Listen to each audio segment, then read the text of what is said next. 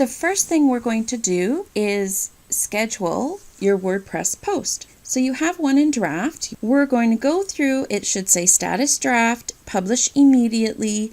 We're going to edit that so we can pick a publish date. Click OK. You'll notice the publish button changes to schedule. Click schedule. Now the second thing we're going to do is get the URL of our new post before it's actually published. Click preview post. This URL right here is the permanent short URL. So even if you change the title, even if you change the permalink, this URL stays the same.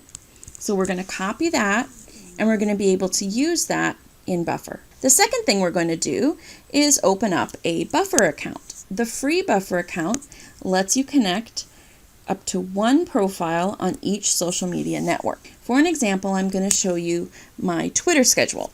So you know those feed icons, they're orange and they have like a Wi-Fi looking symbol? Well, you can add and remove those feeds. So it's like /feed for anything that's a WordPress blog. You copy and paste the feed into here, and I have all of these feeds in so they automatically show up every time somebody publishes a post on one of those blogs. And all I have to do to share it with my audience is click the button. That's it. Love that. Now the second thing that I really love is the schedule. If I want to post 4 times or 5 times a day on Twitter during the weekday and different on the weekends, I can do that. So 5 times a day on Twitter, and all of these times are optimized for when my audience is online. To add a featured image from a post that we just scheduled, we're going to go to our content. We're going to click the share button. We're going to paste in the URL. We're going to click whichever networks we want to share this on, and we can also attach any photos or videos right here.